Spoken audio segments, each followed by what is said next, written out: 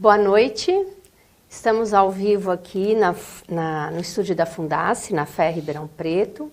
É um prazer estar com vocês. E professor Rafael, boa noite. Olá, boa noite Adriana, boa noite a todos. É também um prazer estar aqui com vocês e poder conversar um pouquinho com vocês sobre o tema de hoje, tá bom? Tá. Bom, para quem não me conhece, eu sou a professora Adriana Procópio, sou professora do Departamento de Contabilidade aqui da FEA Ribeirão Preto, há mais ou menos 25 anos, né? Então já é um tempo aí um pouquinho, eu diria, com bastante experiência aí na parte de ensino, pesquisa e extensão da universidade. E é muito gratificante poder trocar essa experiência com o professor Rafael, que é muito mais jovem que eu, mas que tem muito conteúdo aí na área de decisões de investimentos, principalmente nesse momento de incerteza que a gente está passando no país. Correto, professor? Acho que a conversa ela é bem importante por conta do momento, né? Acho que o momento acaba propiciando a gente ter que conversar sobre investimentos. Acho que o cenário mudou, como a gente vai conversar ao longo dessa nossa conversa aqui. O cenário de taxa de juros hoje ele é completamente diferente, né? Então a gente precisa, tanto nas decisões individuais como nas decisões profissionais, ver como essa mudança de cenário impacta para a gente na decisão de alocação de portfólio, na decisão que a gente vai fazer profissional. Então a conversa ela é muito oportuna, assim, o momento é muito oportuno para que a gente converse sobre investimentos. Muito bom. Bom, antes de começar a falar sobre essas decisões de investimento, trazer à tona alguns direcionamentos aqui para a nossa conversa, eu gostaria de resgatar um pouquinho o nosso histórico com relação ao curso, né, ao MBA e AD Finanças, que nós estamos aí já com a turma 1, com 2 semestres já concluídos, indo para o 3º semestre. Exato. E o professor Rafael, inclusive, é docente, né, do curso, eu sou coordenadora junto com o professor Fabiano Lima. Mas eu gostaria de resgatar um pouquinho que, na verdade, esse projeto do MBA e AD Finanças, ele já vem sendo, eu diria assim, pensado, trabalhado, estruturado já há alguns anos, tá? Não são alguns meses, não, foram alguns anos. Pelo menos de 4 a 5 anos para cá, a gente tem tido todo um trabalho para fazer com que essas estruturas de conteúdo tenham realmente esse propósito, né, de levar ao participante o conhecimento, o conteúdo necessário para suas práticas aí profissionais e até pessoais. Mas só destacando, né, professora, que esse pensamento do curso de 4 a 5 anos...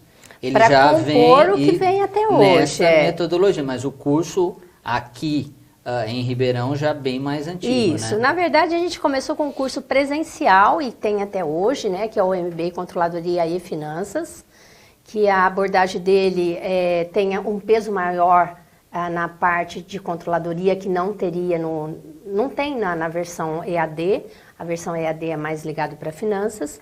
A gente tem o projeto desde 97. Nós tivemos aí o professor Alexandre Assaf Neto, né, que é o pioneiro desse projeto, a quem a gente tem total respeito, admiração e profundo agradecimento pelos ensinamentos e pela sabedoria de transmitir tudo isso para nós. E que está com a gente no curso EAD Finanças, né? Professor do EAD.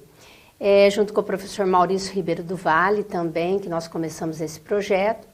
No passar do tempo, aí esse projeto acabou continuando comigo e com o professor Fabiano Lima.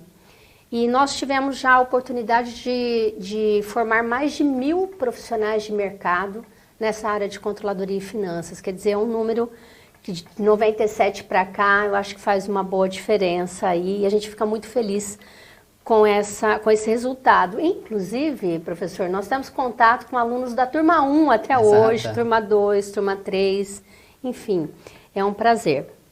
E a gente espera que o EAD Finanças também obtenha esse sucesso. Temos aí alguns professores fundamentais, né, entre eles o professor Assaf, o Eliseu Martins, professor Eliseu Martins, Nelson Rocha Augusto, que é de mercado, também o Giovanni Brito, do Banco Central de Mercado. E é um curso reconhecido pela universidade, né? Então, isso é muito importante. O certificado é da Universidade de São Paulo e, para isso, a gente atende todos esses critérios de qualidade, ok? Contextualizando, né, o curso, nós tivemos esse convite aí por parte da Fundação para expor um pouco sobre essa questão aí de decisões de investimento. Nós convidamos o professor Rafael. O professor Rafael é economista aqui da FEA Ribeirão Preto, né? Tem aí uma experiência de entre 5 a 6 anos no banco. Exato. Banco Ribeirão Preto. Banco Ribeirão Preto, que é um banco regional, mas ele tem uma característica que é bastante importante para a gente aqui em Ribeirão Preto, que ele é um banco que tem agência e sede aqui na cidade, né? Então, é diferente da agência, né? Então, todas as decisões de investimento são ali na sede. Então, a minha função lá era trabalhar na tesouraria do banco. Tá. Então, a decisão era efetivamente alocação de recursos. Não minha, efetivamente, né? Mas do banco, num volume muito maior. Então, essa experiência de 5, 6 anos no banco, mais a bagagem que eu adquiri ao longo do tempo, pesquisa, universidade, enfim, me trouxeram para essa parte de análise de investimento. Sim, e é uma coisa que se você gosta, né? É visível isso. Ele fez mestrado e doutorado nessa área, com publicações aí em periódicos realmente extremamente reconhecidos pela CAPES, que é nosso órgão aí de acompanhamento de qualidade. Então, agradeço a sua presença, professor. Eu que agradeço o convite. E o nosso objetivo aqui é levar essas informações pertinentes a essas decisões de investimentos, tá? Nessa abordagem, né, de alguns temas aí, levando em consideração as alterações que nós estamos tendo aí nos últimos meses, talvez, em função de flutuação do câmbio, em função de redução da taxa de juros. E aí, nada mais oportuno do que conversar com quem entende, quem estuda o assunto e quem faz pesquisa sobre o assunto, tá ok? Então, esse é o nosso objetivo de hoje. E do ponto de vista metodológico, como professor, a gente sempre tem que falar metodologia, né? Exato. Cita a fonte, fala metodologia, né? Então, é importante a gente dizer que, do ponto de vista metodológico, nós faremos aqui uma conversa, ok? Nós temos aí o chat online, que vocês podem estar participando. As perguntas, elas acabam chegando aqui em tempo real. E, na medida do possível, a gente vai atender a todos, dentro da nossa possibilidade aqui, de limitação também de conhecimento sobre o tema, né? Ou seja, não existe respostas ou questões que mostram como ganhar na Mega Sena sozinho. Correto, Rafael? Acho que foi super oportuno, professora, o comentário. E acho que a gente precisa conversar sobre o tema e aprofundar aí cursos e atualizações, enfim. Isso vale desde quem é efetivamente da área, que como o cenário muda, a gente precisa estar sempre se atualizando, nunca a gente aprendeu tudo, né? Então, Sim, principalmente quando a gente vai para essa área, a gente decide que a gente vai estudar isso o resto da vida, porque as situações mudam, enfim, então a gente tem que estar sempre atualizado. E também para quem não é da área, porque quem não é da área precisa agora ter um pouco de conhecimento para saber efetivamente como vai fazer a decisão de alocação de portfólio. Tá. Isso é alguma coisa que vai ser importante para o futuro. Então, eu costumo dizer assim, por menor que seja a sua carteira, né? Claro. Todo mundo vai ter aí alguma reserva financeira. Essa reserva, ela merece atenção. Exatamente. E ainda mais em tempos difíceis. Exato. Correto? Bom, eu coloquei aqui, eu selecionei algumas questões, até para nortear a nossa conversa, até para dar uma explanação geral aí para os nossos participantes, tá ok? Ok. Uma das perguntas que eu acho que é oportuna, professor Rafael, é qual a análise do atual patamar de taxa de juros no Brasil? O que você poderia passar para a gente de entendimento dessa realidade hoje que nós estamos vivendo? Bom, professora Adriana e demais participantes da conversa, o cenário de taxa de juros mudou, né? Então, o que acontece? A gente vem, vamos dizer assim, pré-impeachment da Dilma, de uma taxa de juros que mostrava para a gente 14,25 de taxa Selic, com uma projeção de curva futura na casa de 16%.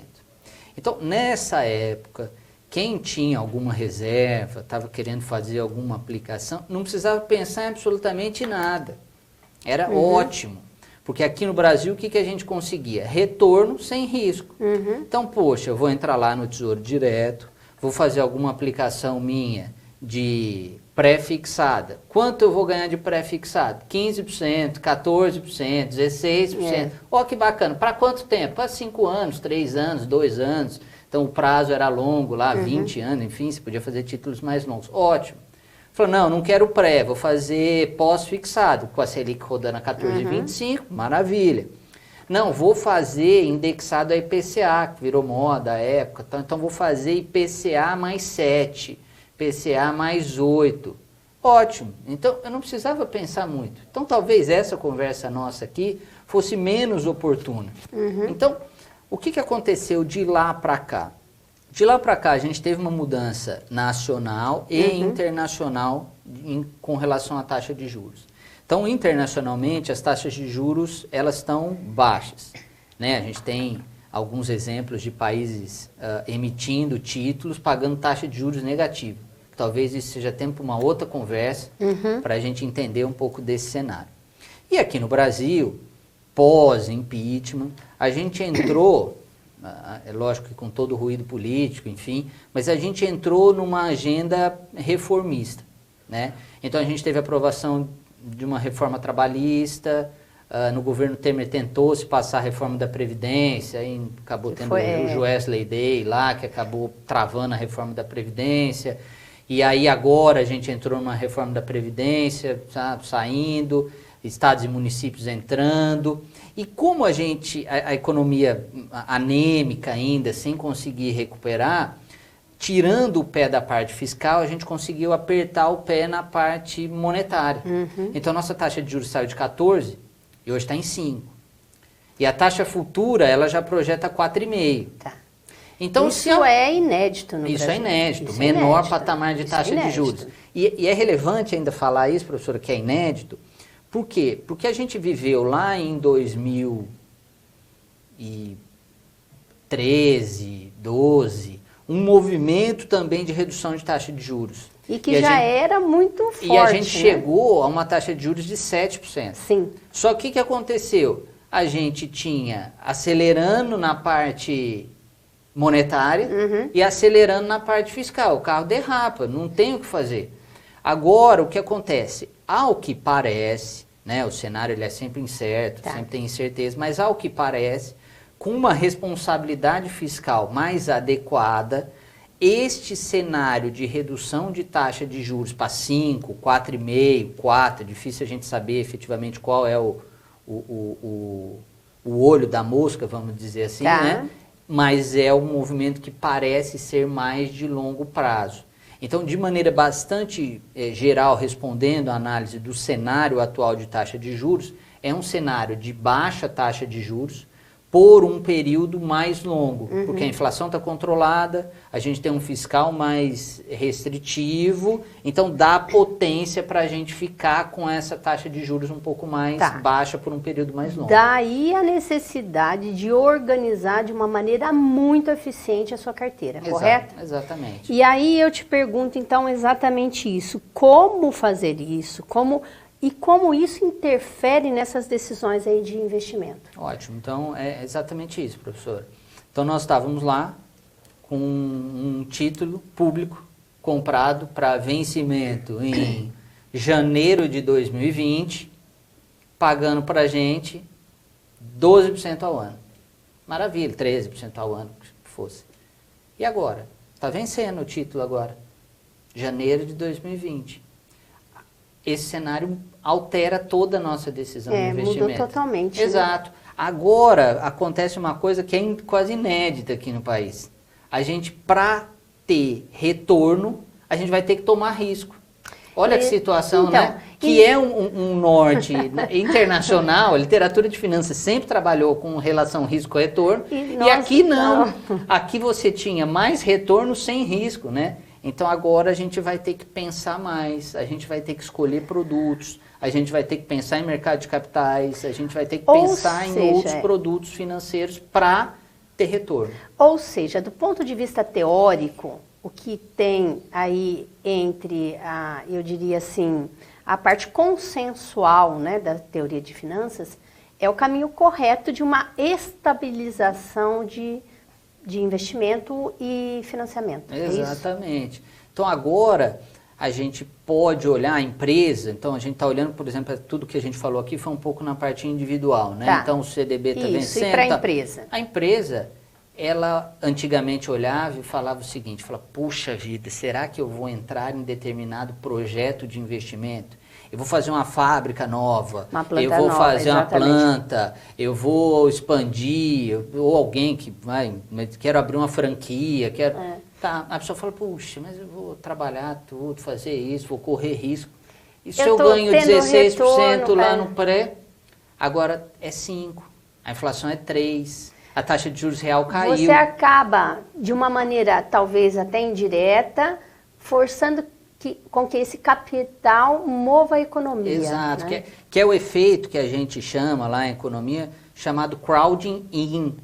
O que é o efeito crowding in? É quando o Estado sai da economia e deixa que o investimento privado leve o investimento. Então o Estado ele dá só as condições, né? Então precisa ter segurança jurídica, precisa ter segurança institucional, precisa ter responsabilidade fiscal. Aí o Estado consegue sair fora do investimento e quem vai fazer o investimento? São as fábricas, são os investidores individuais, a iniciativa privada. Então, pode até ter as parcerias, mas claro, que tenha capital sem dúvida privado. nenhuma. Porque o que a gente tinha antes, ele falou, poxa, o investidor vai abrir indústria? Não vai, ele vai ganhar 16%. Então a gente tem um efeito que é o crowding out, né? Que é o investidor saindo e o Estado que é responsável por todo o investimento. Então a gente caminha para um cenário assim, bem diferente.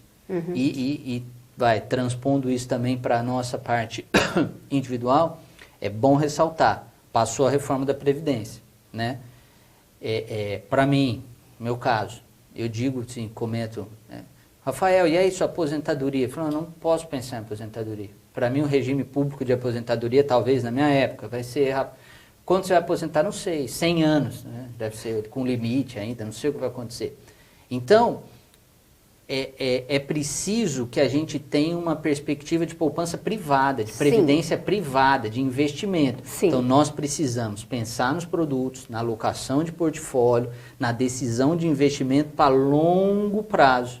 Então, a taxa já não é tão grande, então eu preciso olhar um pouquinho mais com lupa aonde eu vou investir, qual produto. Então, é muito relevante falar sobre esse tema. Exatamente. Aí, antes de colocar uma outra questão, claro. Eu acho que é importante ressaltar isso. É uma mudança cultural fenomenal que nós estamos passando do ponto de vista de como nós alocamos recursos. Exato. E boa, mudança boa.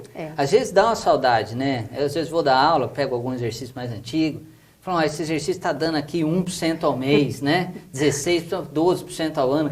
Deve saudade de um CDI grande desse, né? A gente acha até falta. Mas é importante a gente entender como isso interfere no país como um todo. Então é mais oportunidade de investimento, é mais trabalho, empregabilidade, é o país se moldando para um ciclo de crescimento que talvez seja mais longo, se a gente conseguir manter essa estrutura, do que o que a gente vivia anteriormente. Então, é uma mudança, exatamente, professora, estrutural. Se a gente conseguir dar vazão a essa mudança e essa taxa de juros se mantiver num patamar baixo, inflação controlada, fiscal controlada, é um cenário assim, bastante animador para crescimento do país. Muito bom. E aí, dentro dessa perspectiva, o que você aí poderia nos dizer, nos orientar com relação aos produtos financeiros disponíveis para alocação de recursos. E aí eu vou contextualizar um pouquinho. Eu sou ainda muito conservadora, né? E acabo aplicando na caderneta de poupança. E sei que hoje a caderneta de poupança tem as suas limitações de uma maneira extremamente, eu diria até restritivas, né? Porque, enfim, um CDB também teria suas restrições aí. O que você passa aí da sua experiência, da sua pesquisa, dos seus estudos, da sua, eu diria, da sua análise geral desse novo cenário, o que você poderia nos passar com relação a esses novos, não é novos produtos, mas quais são os novos também. Novos também, né? Exato. Mas quais são, assim, os produtos que você acha que poderia dar uma certa tranquilidade para o investidor? Exato. Bom, seguinte, a primeira coisa, voltando, deixando bem claro o que a primeira fala da senhora na conversa. Não tem mágica. Sim, não entendeu? tem. Então ninguém vai fazer mágica aqui. Então, fujam da mágica. Né? Não tem almoço grátis, vamos dizer assim. Ou sabe? desconfie, pelo menos, Exatamente, né? Então, cuidado com essas... fique rico na bolsa. Ganhos seguros de 300% ao mês numa determinada pirâmide financeira. Não, mas não é pirâmide esse aqui, porque tem... Não existe Desconfie. isso. Exato, é risco-retorno. Então, cuidado, né? Então, essa é a primeira fala que a gente tem que ter. A poupança... Falou, Rafael, mas é poupança. Bom, a poupança ela está na mente do brasileiro porque a insegurança que a gente tinha financeira era muito gigante. alta, né? Então não adianta a gente cobrar de gerações anteriores que tenham a mesma postura, dado que viveram cenários de inflação gigante, de confisco e de uma série de coisas. Então, assim, leva um tempo geracional para que a gente se adapte a esse novo cenário. Então, esse é um ponto Posso também. Posso só fazer uma colocação? Lógico. Eu entendo perfeitamente isso. A minha mãe mantém uma caderneta de poupança desde sempre. Claro. E aí, com essa nova situação, eu até me arrisquei a tentar diversificar, fazer uma carteira. O recurso não é muito alto, mas é um recurso até que um pouquinho expressivo. Ela se recusa. Exato. Isso acontece na minha casa. Então, né, falou, Rafael, você dá aula disso, né? Se recusa. Ensina os alunos, eu vou pegar lá a carteira do seu pai, lá tem na poupança? Tem, eu vou fazer o quê? É uma mudança que ela demora gerações. É geracional. É geracional para acontecer. Mas a gente precisa dar o start, precisa estar estudando, precisa fazer o curso, precisa saber o que está acontecendo. Bom, então esse é o primeiro ponto. Bom, caderneta de poupança. Bom, caderneta de poupança, enfim... é nada, né? Então, a gente vai deixar lá só para ganhar nada. Por que que acontece? A poupança mudou, né? Naquele primeiro cenário de redução de taxa de juros, a gente fez a regra nova da poupança. Então, a regra nova da poupança é se a Selic está abaixo de 8,5%, que é o caso atual, a poupança rende 70% da Selic. Então, 70% de 5. Se tiver 5, 35, 3,5%. A inflação é de 3,5%. Quer dizer... Ou seja, você está ganhando nada. Você não está conservando, você está no máximo conservando o seu poder de compra daquele recurso. Ah, Rafael, mas é a segurança. Existem produtos financeiros com segurança similar, às vezes até maior do que a poupança, com rentabilidade um pouco mais adequada. Por exemplo? O primeiro passo desse investidor é acessar o site do Tesouro Direto e comprar títulos direto do governo. São mais seguros do que a poupança, porque aí o lastro, vamos dizer, a segurança do título é o governo. Da poupança, a gente tem todo o sistema de poupança, enfim. Estou anotando aqui, viu? Isso, mas o primeiro passo é o Tesouro. Bom, Rafael, cadastrei lá no Tesouro, como que eu faço?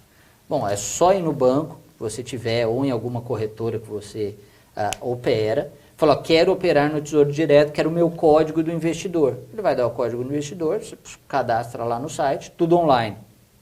E são 3 alternativas de investimento. A primeira delas, pós-fixado. Então, você vai ganhar lá 100% da Selic.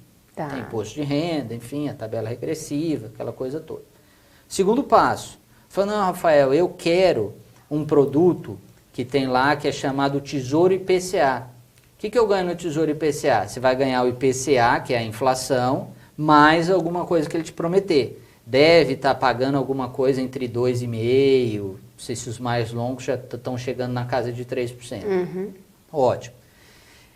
Ou você vai fazer um título pré-fixado. Então, são essas 3 alternativas de investimento. Super seguras. Ah, Rafael, eu quero alguma coisa muito longa. Tem título até 2030, se vocês quiserem aplicar lá. Ah, Rafael, mas eu fiz longo e quero sair no meio. Posso sair? Você pode sair todo dia. A qualquer momento. A qualquer momento, tá? Só tomem cuidado para vocês entenderem qual título vocês vão escolher para o prazo que vocês precisam. Então, por conta de imposto, né? Também e taxa de administração tem ou não? Não, é só por conta do imposto, né? E outra coisa que vai acontecer também, se eu faço um pré-fixado e desejo para 2030 e saio no meio do caminho, pode ser que eu perca ou ganhe remuneração, dadas as flutuações de taxa de juros no período. Eu vou ter a remuneração contratada se eu ficar até a data do vencimento. Tá. Então tem título de 1 ano, tem de 2, tem de 3, tem de 30. Rafael, mas na poupança eu consigo pôr um pouquinho que eu ganho lá. Bom, no Tesouro Direto você pode pôr a partir de R$30. Ou seja, Rafael, tem outra história, é um problema brasileiro, né? Eu faço previdência privada. Eu até sei que me cobram caro, né? Então, olha só que bacana. O fundo de previdência privada, ele tem uma taxa de administração sua que é na casa de 4%. E o CDI é 5%. Então, esse você vai ganhar nada. Porque ele vai pegar o seu dinheiro e grande parte dele aplicar em título público para ganhar os 5%. E você está pagando 4 para ele administrar, então você não está ganhando nada. Ele ainda está ganhando 1. Ah, não, mas um banco grande aí, recente, fez propaganda. Reduzimos para 3%. Mesmo assim. Tá. Então, é possível que você vá lá, você compre, você faça. Então, Rafael, eu não consigo, porque a Previdência ela já me tira direto e eu não vejo o dinheiro. Lá no Tesouro Direto é só você ticar a opção, que ele já faz o resgate automático da sua conta, você coloca o recurso. Então, é mais seguro, baixa aplicação, longo prazo, então você pode ir para lá. Então esse é o primeiro passo. Tesouro Direto. Tesouro Direto. E destaque, não tem mágica, rentabilidade é prazo, recorrência de depósito. Ou seja, deixar o máximo possível na data de encerramento do seu contrato. E fazer porque a gente tem que pensar em previdência individual. Então, como eu vou me aposentar lá na frente? Eu vou me aposentar lá na frente com investimentos que eu faço com prazo longo e recorrência de depósito. Sim. Então, é prazo e recorrência de depósito. A gente tem que pensar em decisão intertemporal de consumo. Eu tenho que deixar de consumir agora para garantir minha renda futura. A decisão de renda futura de vocês não é de ninguém mais, não é do Estado. É própria de vocês. Então, busquem os produtos financeiros. O primeiro deles, Tesouro Direto. Tá. Rafael, gostei do Tesouro Direto, mas quero mais. Tenho apetite para tomar mais risco. Bom, então ótimo. Então, para você começar a tomar mais risco, a indicação que eu faço a vocês é achar alguma corretora, né? Tem algumas que fazem propaganda na televisão, né? Enfim, famosas, tal. Então, enfim, procurem algumas corretoras que distribuem títulos. Por quê? Porque ao invés de você comprar, por exemplo, um título do governo, você pode comprar um título do Bradesco, do Itaú. Direto da empresa que está oferecendo. Isso. E aí, o risco aumenta. Se o risco aumenta, o retorno tem que aumentar. Falou, Rafael, eu tenho mais apetite ainda, porque aí a gente está indo na parte dos CDBs, né? A gente está comprando os títulos dos bancos, vamos dizer assim, das instituições financeiras. Bom, então quero ir para esse patamar. Vão ter produtos financeiros adequados? Vão. Com rentabilidade gigante? Não. Porque o risco do Itaú quebrado, o Banco do Brasil quebrado... Nessa linha estão os títulos, LCI, LCA... Isso, esse é o CDB, né? Estão que é o dentro título dessa igual. Mesma linha. Isso, que são os títulos de renda fixa, que a gente chama, né? A gente combina a taxa, seja ela flutuante ou pré-fixada, e a gente faz a aplicação. Então, pode ser um CDB, o CDB tem imposto. LCI e LCA são remunerações sem imposto de renda. Tá? Então pode escolher. E esses estão dentro de uma perspectiva boa de remuneração ou não? Então você entra... Vocês perceberam que eu já estou fazendo uma consultoria aqui. Então você entra lá, um título uma LCI, uma LCA do Itaú, que seja, do Bradesco, desses bancos grandes. Vai pagar 90%. 90%. Isso. Tá? Sem imposto, vai ganhar um pouco mais que a poupança, 95%, alguma coisa assim. Acaba ganhando um pouquinho. Mais, isso. Só que a gente pode ter mais apetite ao risco. Então eu falo, puxa, Rafael, mas eu vi lá anunciando que tem um banquinho pequenininho lá que está emitindo um título, seja LCDB, ou seja LCI, LCA, e na LCI ele está me pagando 105. Ou no CDB, eu vi recentemente um agora, curto prazo, está pagando 140% do CDI num CDB. Isso para ficar bem claro, que provavelmente a gente tem participantes que talvez não tenha tanto conhecimento, é sempre esse pagar 140, o percentual sobre a taxa Selic. Selic, o CDI é uma taxa do mercado interfinanceiro que é colada com a taxa Selic. E aí você fala, poxa, Rafael, mas esse banco eu conheço. Será que eu sei que eu vou pôr dinheiro nele? Né? Aí a professora vai chegar para a mãe e falar, não, olha aqui, mãe, vou tirar da poupança, pôr nesse banquinho aqui que ele está pagando um pouco mais. Então, o que acontece? Para esses produtos financeiros, LCI, LCA, CDB, dos bancos, criou-se um fundo que é mantido pelos próprios bancos, chamado Fundo Garantidor de Crédito, FGC. Então, investimentos em CDB, LCI, LCA e alguns outros produtos, eles são garantidos pelo FGC. Quanto, Rafael? Até 250 mil por CPF, por instituição financeira, limitado a 1 milhão. Então, o que acontece? Eu posso pôr no banco A 250, no banco B 250, no banco C 250 e no banco D 250, faz o total de 1 milhão. Se todos eles quebrarem, o FGC me garantiria. Rafael, o FGC é 100% seguro? É claro que não, porque imagina, se todo mundo quebrar, o FGC não tem dinheiro para pagar todo mundo. Provavelmente ele vai quebrar também, né? Mas para casos específicos, fala, puxa, o Rafael falou daquele banco pequenininho que estava pagando 145 do CDI, eu pus o dinheiro e esse quebrou. Ótimo, não tem problema. O FGC garante até 250 mil por CPF, por instituição financeira. Bom, e limitado a 1 milhão por CPF. Bom, quero mais. Aí a gente pode ir para produtos estruturados, que ainda estão dentro de renda fixa. Então, posso, por exemplo, fazer uma letra de crédito. Eu posso ir para um produto que está na moda agora. Enfim, a gente vai escutar. É o COI, que é um certificado de obrigações estruturadas, onde tem uma aposta aí dentro desse COI. Se, sei lá, o dólar bater X, eu te pago tanto. Se ele ficar abaixo disso, eu te pago o mínimo. Então, o COI, ele já bagunça um pouquinho a história. Ah, não, Rafael, eu estou pensando aqui e eu quero ir para debêntures, por exemplo, já encostando um pouquinho no mercado de capitais, que é quando a empresa emite a dívida. Então, em vez de eu comprar o CDB do banco, eu estou cobrando da empresa. E aí já é um pouco mais arriscado, não tem garantia do FGC. Mas talvez o rendimento é um pouco maior.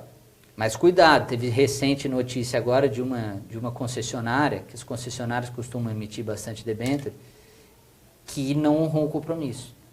Então teve default. Então tem que tomar cuidado. Ou seja, pode acontecer. Pode acontecer, porque a gente já entra em produtos um pouco mais estruturados, um pouco mais arriscados. Então, qual é a dica? É ir compondo a carteira. Tá. Antes de você continuar, eu tenho duas perguntas do Emerson Marques e a outra do Túlio, Túlio Pereira. Eu acho que são perguntas que vão ao encontro do que você está falando, mas eu gostaria que você fechasse essa questão e aí, Emerson e Túlio, mais um minutinho, por favor, para passar a pergunta de vocês. Ótimo. Tudo bem? Tá bem. Bom, então é ir compondo a carteira. Falou, então eu vou fazer um pouco de título público, eu vou fazer um pouco de CDB e LCI, LCA de banco médio, eu vou fazer uma letra financeira, posso estudar um pouquinho mais, fazer um COI, vou compondo a minha carteira, né? Porque eu vou diversificando o risco, né? Até vale a pena o gancho. E aí a diversificação de risco tem uma parte teórica bastante importante, depois que tem ao longo do curso para discutir, enfim, quando a gente entrar no mercado de capitais também vai ficar isso mais claro. Então é ir diversificando. Rafael, posso ir aplicando em fundos? Pode também. Tem fundo que administra na carteira, olha a taxa de administração, olha a relação de cotas dele, enfim, você pode ir colocando, tá? E a gente cobre essa parte um pouco de renda fixa. Você entra lá na plataforma, escolhe o produto, vê, tá, aplica, ótimo. Rentabilidade, ela tem um limite, claro. Um teto. Rafael, tenho mais apetite do que isso. Bom, se tem mais apetite do que isso, vamos tomar risco. Como? Falou, Rafael, eu gosto mesmo, sim, acho que a próxima bola da vez é, sei lá, petróleo. Estão falando que o petróleo vai acabar, tá? Então, assim, minha vontade era abrir uma petrolífera. Falei, puxa, mas eu não tenho dinheiro. Falei, ótimo. Então, você pode ser sócio de um.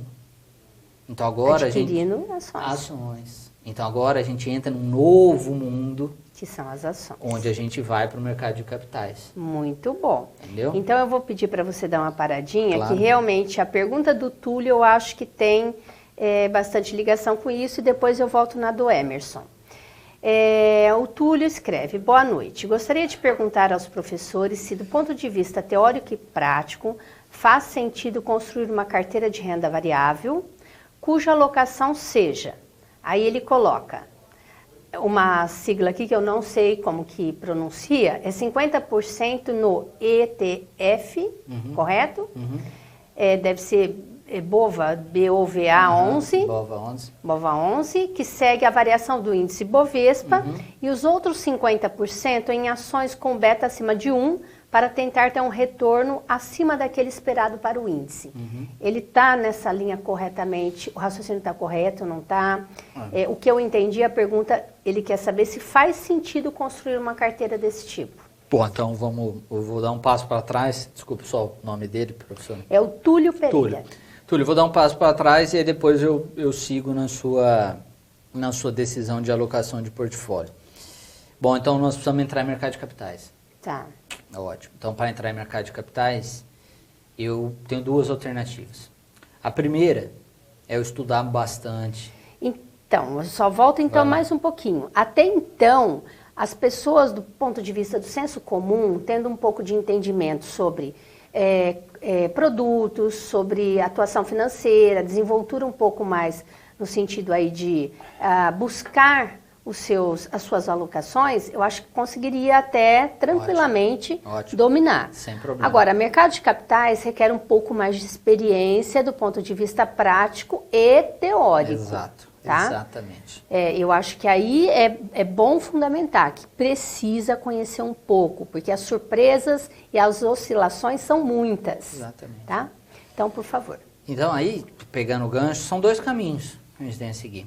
Primeiro, falar, Rafael, eu não entendo nada de mercado de capitais, não vou entender, eu quero ser médico, eu quero ser dentista, eu sou advogado. Então, você pode escolher o caminho de achar fundos de renda variável, lá na mesma plataforma que eu falei anteriormente. Falou, vou deixar o meu dinheiro para o fulano fazer a gestão. Tá. Ele vai te cobrar uma taxa, 2%, taxa de performance, se ele bateu a meta dele, enfim, não tem problema algum. Ele é treinado para isso, ele tem uma equipe que faz isso. Então, você vai alocando parte do seu recurso para ele administrar. Falar, não, Rafael, meu objetivo é estudar, entender bem como funciona. Eu sou um pouco mais da área de negócio, eu não sou da área de negócio, vou fazer um MBA na área de finanças para entender como essas coisas funcionam, porque eu quero cuidar da minha carteira, eu vou fazer as decisões. Então, pode ser. Aí são dois caminhos. Tá. Ou você terceiriza a decisão de investimento para os fundos, ou você vai buscar competência. Ou você vai buscar competência para você fazer. Rafael, qual é o melhor curso para fazer de bolsa? Melhor. Esse é o sensacional. Você escolhe o curso mais caro que tiver de bolsa, que fala fique rico na bolsa, que esses de YouTube, online, então assim, fique rico na bolsa. Escolhe ele, vê quanto ele custa. Pega o mesmo dinheiro e coloca você na bolsa. Né? E aí, provavelmente, você vai perder esse dinheiro. Mas você vai aprender mais do que nesses cursos que às vezes ficam vendendo a vocês com estratégias milagrosas. Não existe, né? Não existe. Esse tipo de estratégia. Então, o objetivo é, comece a alocar e procure conhecimento teórico e prático com fundamento, que não leve a esses ganhos fáceis que são vinculados em momentos de alta de mercado de capitais. Eu acho que é importante fazer um parênteses aqui, nesse sentido. Independente do nosso curso aqui, de Finanças, que eu já vou responder, inclusive, a pergunta que tem aqui, Giane Branco, sobre esses investimentos serão estudados no MBA e de Finanças? Sim. Nós temos essa proposta de levar toda essa parte estrutural, teórico e prático para o curso. Isso. A nossa grade está lá no site da Fundace e estamos também à disposição para esclarecer as dúvidas do conteúdo. Exato. Então, por exemplo, só pegando o gancho da Adriana, tem uma disciplina lá no curso que trata só dos produtos financeiros de renda fixa. Correto. Tem outra, né? Que trata só de mercado de capitais. Tá.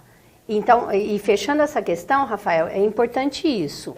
É claro que nós gostaríamos que todos vocês estivessem no curso, mas a gente sabe que as decisões são individuais. Exato. Independente do curso que vocês estejam, ou a forma com que vocês estão buscando conhecimento, se preparem, busquem argumentos que realmente fazem sentido. Sim, se preparem do ponto de vista de aprender profundamente aquele assunto, seja um autodidata, enfim.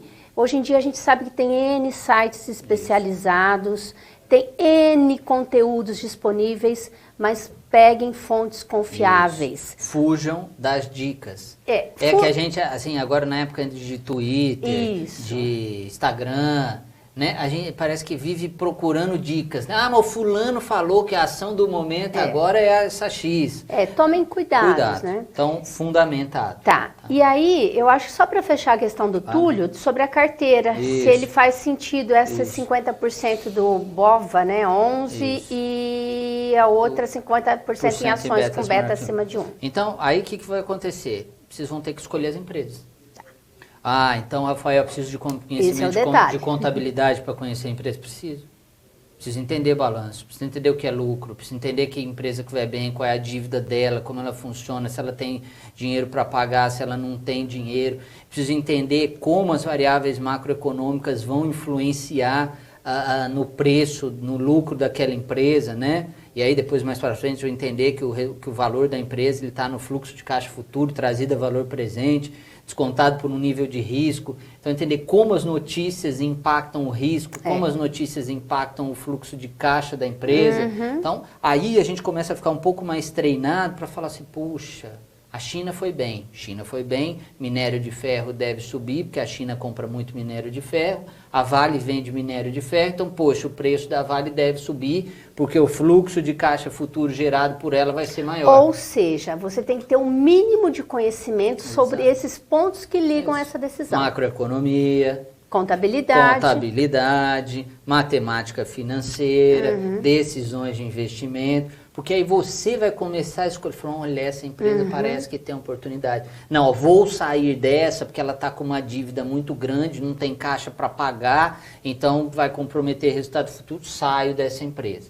Perfeito. Então, a alternativa do Túlio que ele fez, é um pouco diferente. Ele falou, Rafael, eu talvez não decidi olhar a empresa individualmente, então eu vou comprar o índice, que é o BOVA 11 que ele está falando aí. O que é? O índice Bovespa, ele é composto pelas principais empresas negociadas aqui no Brasil. Então, mais ou menos o seguinte, se o Brasil vai bem, o índice vai bem. Tende a melhorar. Então, ele segue 50% do índice, né? Ele não precisa ficar olhando empresa por empresa. E aí, os outros 50%, ele adota uma estratégia assim, que ele quer bater o índice. Ele quer variar mais do que o índice. Então, ele pega empresas que sejam mais arriscadas, que oscilam mais do que o índice, beta maior do que 1. Okay.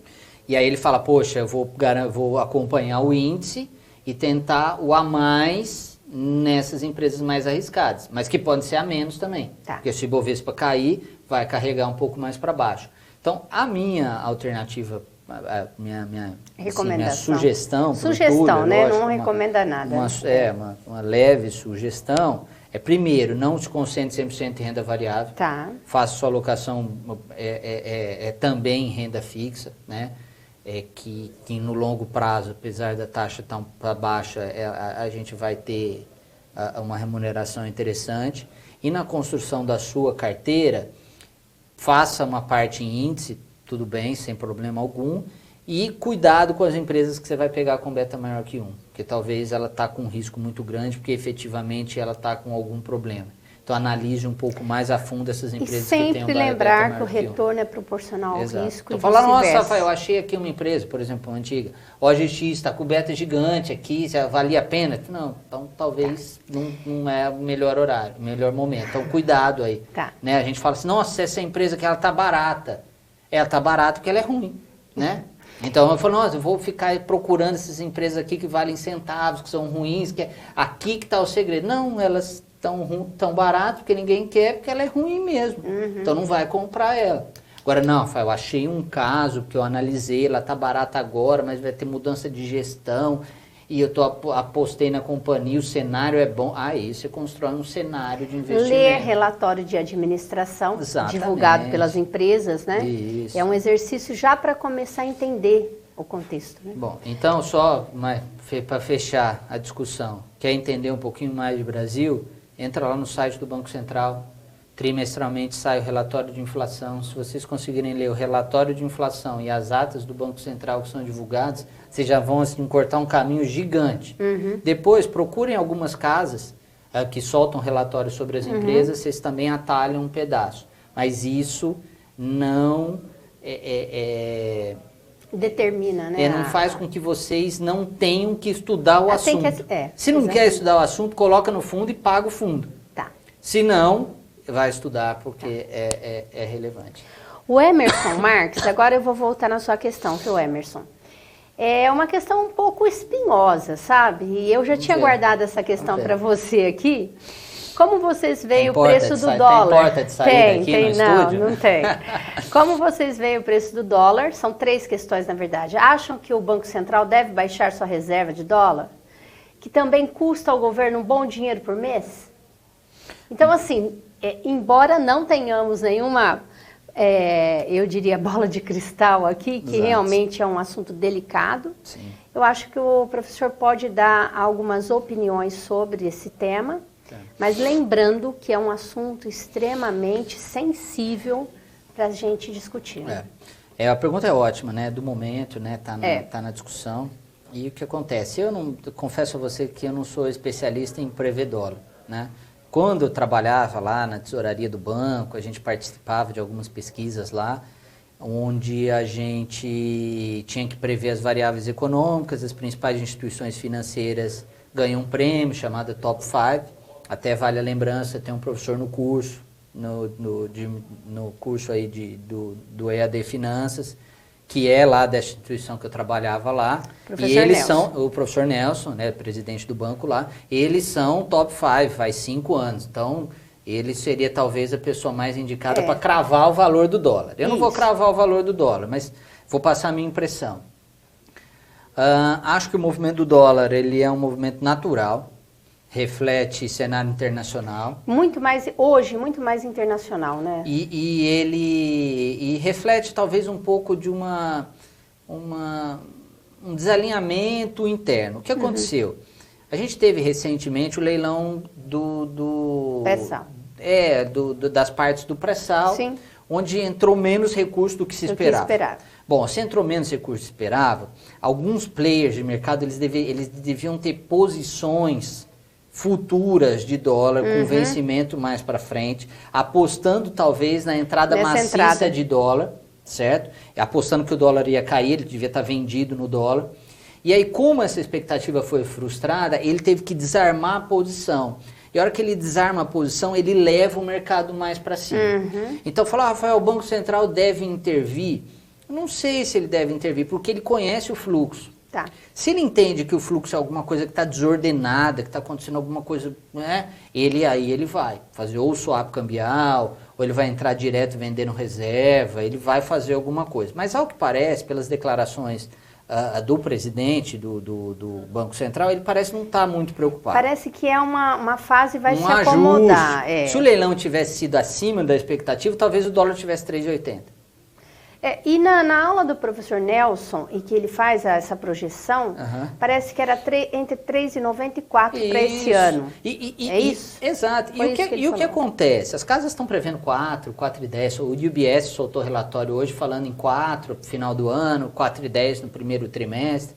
O que acontece? Às vezes a gente assiste a notícia e não entende o que está por trás. Foi perigoso o dólar a 4,20 aqui, igual era antigamente? Não tem problema nenhum. Por que não tem problema? Porque o que a gente deve em dólar hoje deve ser 1/3, ou até menos, do que a gente tem de reserva. Então, o que acontece? Se o dólar sobe, olha só que coisa doida, a nossa reserva em dólar sobe. A nossa dívida sobe um pouco, mas a nossa reserva serve muito mais. É quase como se a gente fosse credor em dólar. Ah, Rafael, mas na Argentina é diferente. Porque a Argentina é um movimento que ela não tem dólar para fazer frente. Então aí é problema. A economia está com outra perspectiva. Então falar é problema o dólar a 4,20? De jeito nenhum. A não ser quem tem viagem para o exterior, assim, mas vai ter que apertar um pouquinho. A própria equipe econômica queira o dólar um pouco mais valorizado. Por quê? Porque estimula a gente a exportar, melhora, entendeu? Então, dólar a 4,20, alarmante. Hoje, no cenário que está, nada. Não tem, sabe, não vejo elementos para o dólar explodir ou para ele cair muito mais. Então, é um intervalo aí entre 3,80, 4,20, que acho que é o patamar, mas não consigo cravar efetivamente o valor. Muito bem. Álvaro Barros primeiro ele faz uma colocação. Professor, já li um pouco sobre a possível bolha de juros negativos. Sem entrar em muitos detalhes sobre este tema de juros negativos, é possível sabermos se uma determinada instituição financeira possui muitos títulos públicos de países que estão com taxa de juros negativa? Desculpa o nome dele. É o Álvaro. O Álvaro. Você não vai conseguir saber, mas acho difícil que as instituições nacionais aqui tenham esse tipo de alocação. Não vai ter esse tipo de alocação, tá? Mas você também não iria saber porque é uma decisão estratégica interna lá do banco, tá? O que você consegue fazer para talvez achar qual é o risco que essa instituição financeira tem, é você olhar a nota de rating que é atribuída a ela por alguma agência, Fitch, a Moody's, a Standard & Poor's ou qualquer uma delas. Então olha lá, ela é um banco B+, B-, então vê a classificação de risco, aí você consegue saber um pouquinho sobre o risco de estar investindo nela. Você não vai conseguir exatamente saber quais os produtos. Às vezes, e nem em fundos de investimento você vai conseguir a carteira detalhada, você vai ter uma ideia da alocação, mas não vai saber exatamente onde está o dinheiro. E onde ele pode conseguir essa informação? Do rating? Do rating no Banco Central ele vai conseguir a informação. E mesmo se ele entrar nessas plataformas de investimento, a hora que ele seleciona o banco, do ladinho sempre tem uma coluna com o rating da instituição. Tá? Aviso, sim, importante, que eu não falei antes e tenho que falar. Eu encontro às vezes, né, família, almoço de domingo, aquela coisa, tal, né? Recente, meu cunhado me chega e falou: Rafael, eu investi nesse produto aqui, era um COI. Eu falei: por que você escolheu o COI? Escolhi o COI porque a rentabilidade em 12 meses dele estava boa. A rentabilidade passada não diz nada sobre a rentabilidade futura. Então, não invistam porque o produto tem rentabilidade acumulada em 12 meses boa. Isso aqui é boa. Não, porque às vezes o ativo valorizou em 12 meses para trás, não vai valorizar para frente. Então, cuidado, vejam qual é a alocação do fundo, se é renda fixa, se é variável, o que ele faz, e componham a carteira de vocês, diversificando o risco. Né? E você o alertou ou não? Eu disse a ele, falei, não, isso aqui não é... Eu falei, que COI é esse que você comprou? Quais são as travas de rentabilidade? Ele falou, não sei. tá só fechado aqui, eu só comprei porque a rentabilidade de 12 meses está boa. Santo de casa não faz milagre. Tá bom. Alexander Ferreira. Algumas fintechs oferecem rendimentos de 100% do CDI. Esses investimentos são mais rentáveis do que a poupança e o Tesouro Direto? Fintech, ele vai oferecer talvez para você 100% do CDI diário, às vezes até mais do que 100% do CDI. Se o produto for garantido pelo FGC, desse que ele está te emitindo aí, CDB, LCI, LCA, você pode investir, a rentabilidade vai ser maior do que a poupança e o seu risco ele está bastante diminuído. Tá? Você vai, ao entrar, por exemplo, nessas plataformas de investimento, vocês vão ver algumas fintechs fazendo essas emissões e até o limite de 250 mil por instituição é um limite aceitável para você tomar um nível de risco. Então, tem algumas que pagam até mais do que 100%, tá? Mais do que a poupança. Porque o que a poupança paga? 70%. Você pega uma que é 100%, você tira o imposto lá, ficou na alíquota mínima de 15%, você já tem um golinho a mais, né? O Alexandre Silva, ele faz uma colocação geral que tem a ver com aquela questão do dólar, que eu vou trazer novamente, e aí ele faz uma pergunta no final que, na verdade, eu acho que você já respondeu, mas eu acho que é bom reforçar. Claro. E depois eu volto para a pergunta do Jones. O Alexandre, então, coloca assim, depois de ter tocado na máxima de 4,21, a cotação do dólar perde um pouco de fôlego, mesmo sem intervenções do Banco Central, no meio da tarde dessa terça-feira, dia 19, mas fechando o dia a 4,20. Nas casas de câmbio, o dólar turismo saía a 4,40. Volatilidade é o nome do jogo do momento no mercado cambial. Passa a existir nesse cenário uma necessária intervenção do Bacen ou não? Então, acho que como a gente comentou... Você comentou, mas é bom reforçar. Parece ser assim um movimento pontual, o fluxo parece que desorganizou um pouco, às vezes tem uma pressão um pouco mais compradora, alguém revertendo contratos vendidos. Então, o Banco Central está só monitorando. Tá. Ele não olhou e falou, nossa, tem uma crise no país. Tanto não tem crise no país, porque a nossa...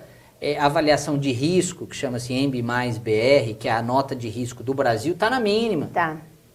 Então não tem crise. É um movimento de fluxo da moeda. O que a gente fica preocupado é que realmente é um indicador que acaba puxando outras coisas, né? Qual é o risco? O risco é se o dólar sobe muito, isso vai refletir na inflação. Tá. E se isso reflete na inflação, a gente vai ter que tirar o pé da política monetária. Exatamente. Então, isso que o presidente do Banco Central falou. Perguntaram a ele, falou, você vai intervir no câmbio? Ele falou, não. Mas e se o dólar pressionar a inflação? Você vai intervir no dólar? Ele falou, não.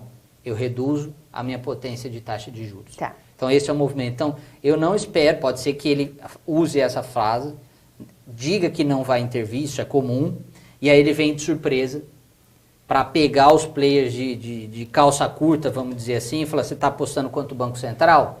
Não aposta não, porque eu tenho reserva e se eu quiser eu derrubo o preço da moeda. Porque às vezes o pessoal do mercado começa a testar o BC. Fala, vamos ver 4,20, 4,25. E ele finge de morto, porque ele não pode dar sinal de fraqueza. Aí se ele entrar vendendo, ele tem que entrar com muita força para empurrar o mercado. Para não criar mais problema, Exatamente, né? porque se ele entrar fraco, o mercado fala, ele entrou agora? Vamos jogar mais para cima para ver se ele entra de novo. E aí vai apostando quanto o BC. Então se ele entra, ele faz um movimento mais carregado. A princípio parece que não é isso. Não é o caminho. Muito bom. O Jones Roberto Dias pergunta, o curso de MBA Finanças também aborda gerenciamento de risco? Ótimo. Acho que é uma... Pode falar, eu vou complementar depois. Temos um especialista em risco, né? Sim, o professor Giovanni. O professor Giovanni. O Luiz Fernando, que teórico trabalhou. E prático, né? Sim. Luiz Fernando e o Giovanni na parte prática. E o Fabiano. Professor Fabiano Guaxilimo. Professor Fabiano Guaxilimo, tem livros publicados na área de risco, Sim. enfim.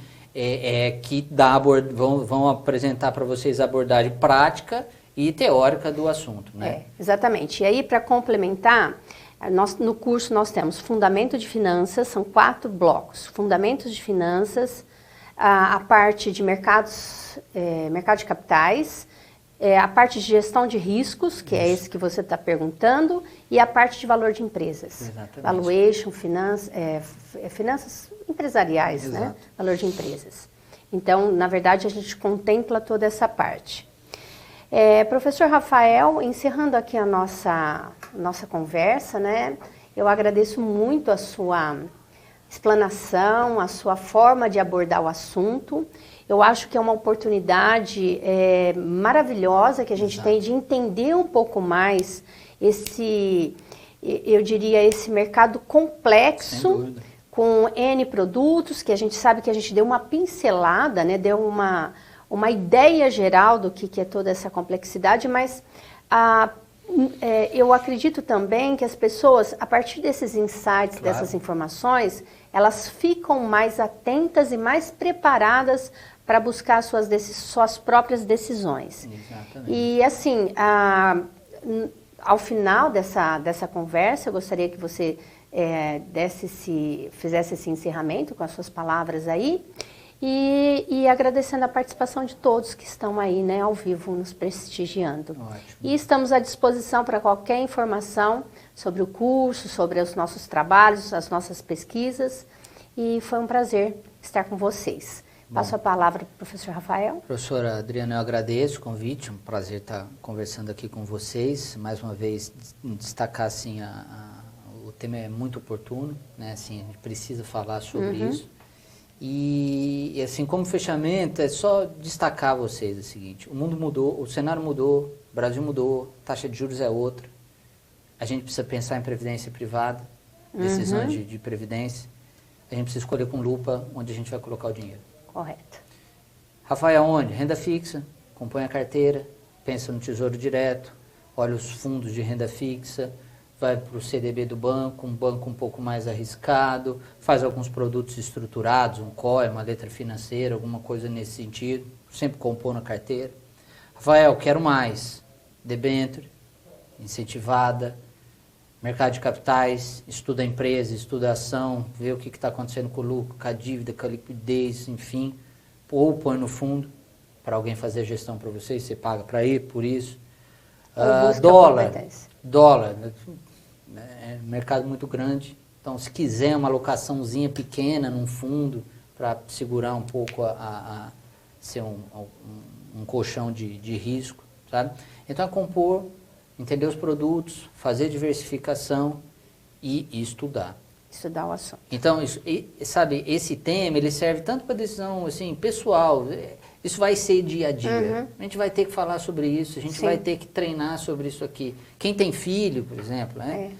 Em vez da gente deixar o dinheiro, fazer uma caderneta de poupança para o filho, não é mais isso que existe. Esquece. Se você deixar uma caderneta de poupança para o filho, assim, ele vai ter rancor de você no final. Ele vai falar, pai, como você fez isso para mim? Você tem que deixar para o seu filho uma carteira de ações. Puxa, É muito isso. bom. É isso que tem que acontecer. É geracional. É lógico que é geracional. Mas é uma carteira de ações. Fala, filho, olha, eu deixei uma carteira de ações. Até pensei em deixar uma caderneta de poupança, mas fiquei com medo da sua reação, fiz uma carteira com ações aqui, né? Deixei para você. Então, a gente tem que pensar isso no longo prazo, pensar, né? São decisões importantes e individuais. E profissionais. Sim. Por quê? Porque a gente fala, poxa, Rafael, então aquela vontade que eu tinha de abrir um negócio, de trabalhar né? Você acha que vai dar certo? Pode ser que agora seja viável o seu investimento.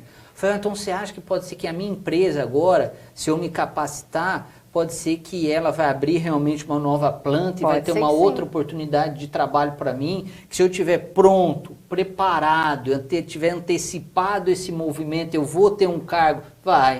Pode ser que tenha. Então, preparem-se. Individualmente vocês precisam e profissionalmente vocês devem estar preparados para as oportunidades que podem acontecer. Então a minha recomendação é essa: prazo, recorrência de depósito, não tem milagre, diversificação de carteira e adquirir competência. E competência. É isso. E pensem nos filhos. Carteira de ações, não caderneta de poupança. É isso. Muito obrigada, professor. Boa noite a todos. Boa noite.